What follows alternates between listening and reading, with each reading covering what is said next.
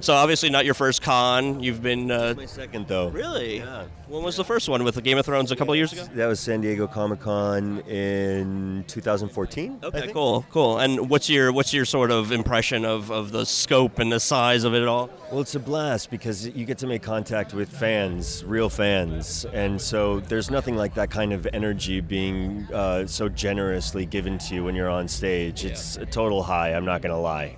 Now, what are you a fanboy of So many things. aside from Zhang Yimou? Aside from Zhang Yimou, right? I mean, he's sort of at the top of the list, and I watch a lot of TV. Do you watch a lot of TV? Oh my God, I watch so much TV. I watch all the streaming networks. I was just plugging like a different show in a different network of Fleabag. I think I saw on Amazon in really in one sitting. Of course, there's Stranger Things, which I love. Yeah. There's The Night Of on HBO. I just started Westworld. That's awesome, isn't it? That was awesome. You're contractually obligated to say HBO shows are cool, though.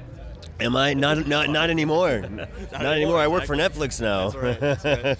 Do you watch your own shows? Like, are you able to watch Narcos and just kind of get into it? I like to watch other people's work, but it's funny. It does. Seeing myself takes me out of it, and so. I hate being that kind of actor who doesn't like to watch himself, but it's more sort of not wanting to compromise my viewing experience of something that I like watching.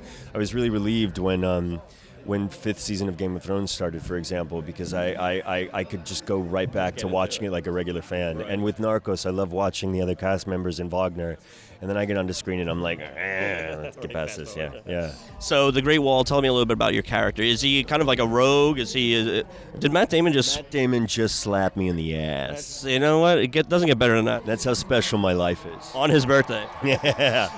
Tell me a little bit about your Great Wall character. My Great Wall character he's a mercenary on the Silk Road. He's from Spain, traveling alongside Matt Damon's character William from Portugal all the way to China. He is a man out for himself, really, more animal than prince, and I would say that probably to continue describing his character might give away some plot points, so I'll just stop there. Sure. Okay.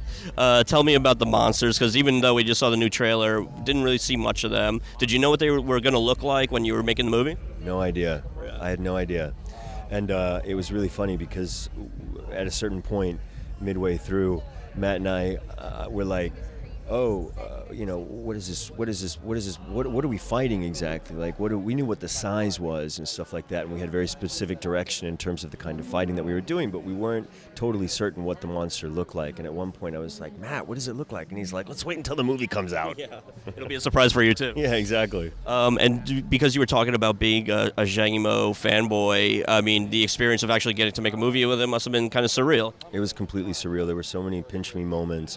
I would literally grab onto Matt's arm and sorry, I almost cursed, and just squeeze it when he was in the middle of describing a scenario to us or giving us a suggestion and setting up a shot and using his arms, and I would sit there and like run through the list of movies and the sets that he's been on and the actors that he's spoken to, and being one of them was constantly sort of relentlessly surreal for me. It really was. Yeah. And what has your life been like since Game of Thrones? Because, I mean, you were working actor for a long time, but that, like, being on something like that with such a cool character catapults you into, like, a different echelon. Has your life really changed since then? I was very, very lucky for that part. Parts that good come along very rarely, if ever.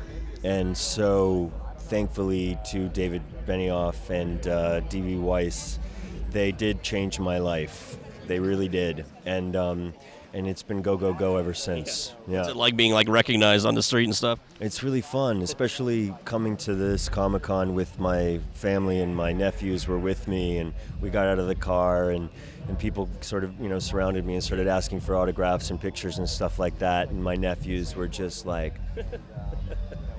they're like, are you a big deal or something? This guy? That's awesome, man. Thank you so much for your time. Have a great day. Thanks.